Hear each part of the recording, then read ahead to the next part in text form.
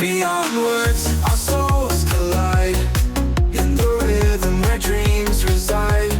Beyond words, we touch the sky. Welcome to the Beyond Words Deep Dive Sessions, an inspiring exploration of the book Beyond Words by Marcia and John. You know, it's funny, isn't it? We all want those conversations that just click. You walk away feeling understood, energized, maybe even inspired. But sometimes it feels like there's some secret formula for great conversation that we're missing. It's true, and everyone seems to have their own theory. But get this, there was actually a Harvard study that found something really interesting about what makes someone a great conversationalist. Oh, really? Tell me more.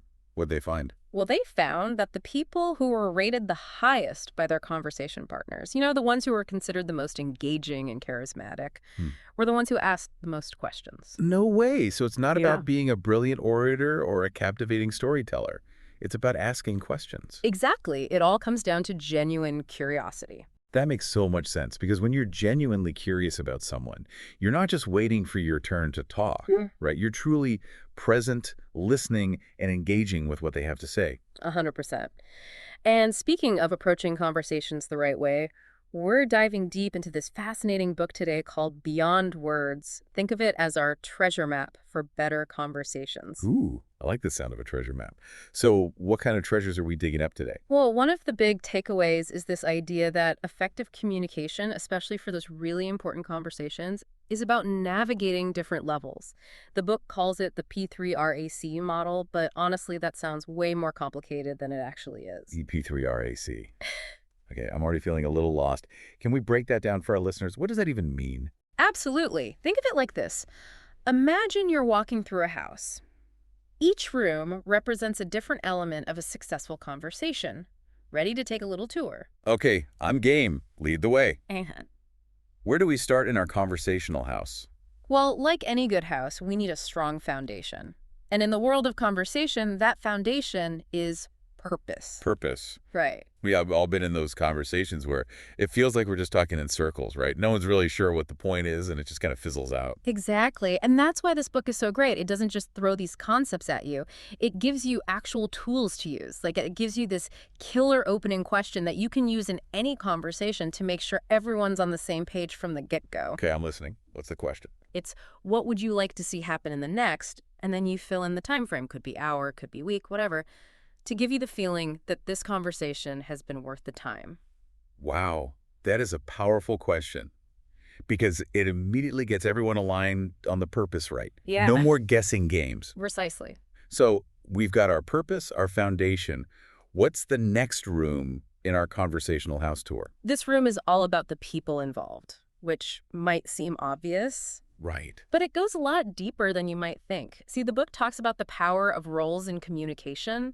You know how differently we might act as a customer versus a friend. Totally. It's like we put on different hats depending on who we're talking to. Exactly. And each hat comes with its own script. It's so true. Like, I know I'm a completely different person when I'm talking to a customer service rep on the phone versus when I'm chatting with my best friend. Oh.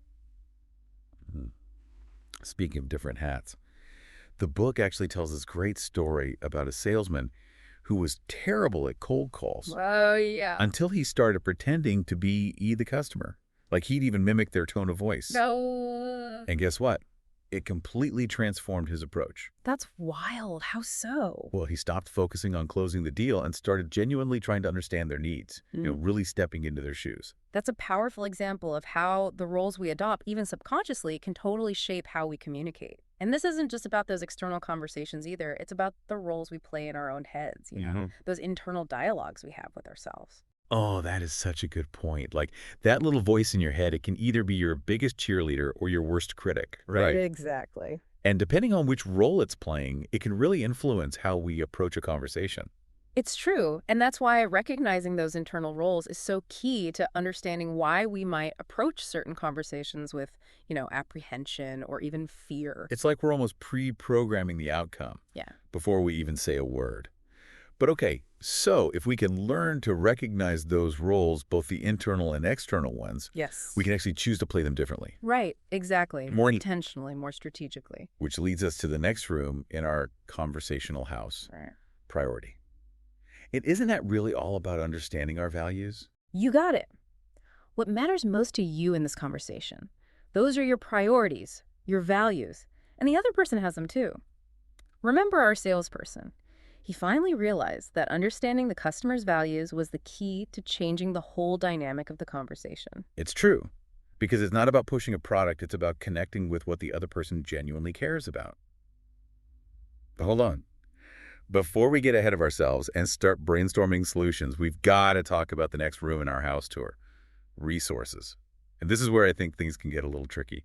Definitely. This is where I see people jump the gun all the time. They're so eager to offer solutions or advice that they miss a crucial step.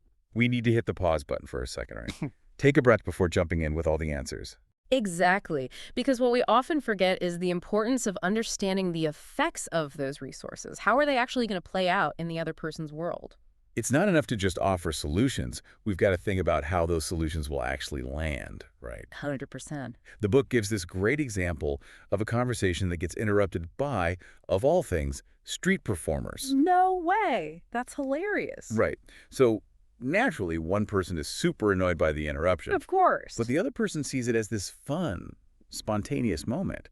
And it just highlights how even interruptions, or really any unexpected element, can be a valuable resource if you know how to utilize them. That's what we call utilization, being adaptable and leveraging whatever emerges to keep the conversation flowing in a positive direction. I love that, utilization. Okay, so we've talked about utilizing resources, even the unexpected ones. But now I'm curious about the last two rooms in our conversational house. Action and context.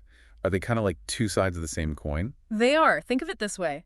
Imagine a swimming pool. Okay, I like where this is going. The pool itself, that's the context, the setting for the whole thing. Gotcha. The action is the actual swimming, the specific things that happen within that context. And think about it, you see all kinds of actions happening in the same pool, right? Totally. Some people are doing cannonballs, others are just dipping their toes in, some are content to just lounge by the side. Exactly. And it's the same with conversations. We can be in the exact same environment talking about the same topic, but our actions, our words, our tone can completely change the whole vibe. That is so true. But it's easy to get caught up in all those details, what we're saying, how we're saying it, where we are, and forget about the bigger picture. The purpose, the roles we're playing, the values we're trying to connect with. Absolutely. And that's the beauty of this model, this conversational house. It helps you keep all those levels in mind, connecting the dots between the what and the why. It's like having a blueprint. But okay, before we move on, I feel like there's one more piece of the puzzle we need to talk about. This whole idea of the emo ratio equation. Oh, I'm so glad you brought that up. Because this is where things get really interesting. I have to admit, math was never my strong suit. So when I first heard that term, I was like, uh-oh, am I going to need a calculator for this conversation? No calculators needed, I promise. It's actually a really simple concept. Think of it like this. Imagine a fraction for a second. Okay, fraction, got it. Now, a lot of times, especially when we're trying to persuade someone or get our point across, we tend to over-index on the ratio part of the equation, the logic, the facts, the figures. We're so busy building our case that we forget about the human element. Exactly. We forget about the emotional connection. Which is crazy because at the end of the day, we're not robots, right? Right. We make decisions based on emotion just as much as, if not more, than logic. 100%. And if we go back to our fraction analogy, focusing only on the ratio is like having this tiny little numerator and a huge denominator, like 110. Yeah, visualizing it. Tiny numerator, big denominator. Yeah. But when you weave in the emo, when you make that emotional connection, you build rapport, you show empathy, you start to bump up that numerator, and suddenly your fraction is looking a whole lot healthier. Okay, yeah, now we're talking. A bigger numerator, that's what I like to hear. Exactly. It's like those commercials that make you laugh or cry. Yes. They're not just selling a product, they're selling a feeling, an experience. And we can do that in our own conversations too. It's not just a marketing tactic. So good. This isn't just for salespeople. It's for anyone who wants to be a more persuasive, more impactful communicator. Exactly. Whether you're pitching an idea at work, negotiating with your partner. Oh, negotiating with a partner. That's a good one. Lots of emo in those conversations. Right. Or even just trying to convince your friend to watch that show you love. That emo element can be the difference between a yes and a no. It's about finding that sweet spot between logic and emotion. Right. Too much logic and you come off as cold or robotic. Yeah. Too much emotion and it feels inauthentic or even manipulative. Exactly. It's a dance. It is. It's about being mindful, reading the room, and adjusting your approach accordingly. And, Yeah. speaking of reading the room, the book tells this great story about a customer who is absolutely fuming about a late delivery. Oh, boy. And the first salesperson, they followed the script perfectly. Apologies, discounts, the whole 9 yards. Right, right. But it's not until this second salesperson steps in and really taps into this different persona, this super empathetic but also authoritative presence. The book calls it the king persona, that the customer actually calms down and feels heard. It's like flipping a switch, right? Totally. And it just highlights how important it is to not just go through the motions, but to really connect with the other person on an emotional level. Because at the end of the day, that's what we all crave, right? Yeah. To be seen, to be heard, to be understood. So well said. It's not just about exchanging information. It's about making a real human connection. 100%. And that reminds me of something we touched on earlier, this idea of objection prevention, or what the book calls continuous alignment. Right, continuous alignment. That's where instead of waiting for those conversational roadblocks to pop up, we're constantly making sure everyone's on the same page. Exactly. It's about proactively addressing potential objections before they even become objections. Okay, so how do we actually do that? Are there like magic phrases we can use? Well, the book gives some great examples, like instead of just launching into a big explanation, you could try something like, how does this idea resonate with your understanding of our goals? Ooh, I like that. It's not just about conveying information. It's about making sure the other person feels heard and understood. Exactly. And when people feel heard and understood, they're way more likely to be receptive to your ideas. It's like you're building that bridge of trust brick by brick. So instead of it turning into this big debate or argument, it's a collaborative process. Exactly. And that's what makes conversations so much more enjoyable and productive. Absolutely. This has been such an eye-opening deep dive. I feel like I have a whole new toolkit for having better conversations, both personally and professionally. Me too. I mean, it's amazing how much we can learn from just one book, right? And it's not just about the specific techniques, but it's also about this shift in mindset. Yes, it's about approaching conversations with curiosity, empathy, and this genuine desire to connect. 100%. And when we do that, it transforms the whole experience for everyone involved. So to our listeners out there, thank you so much for joining us on this deep dive into the art of conversation.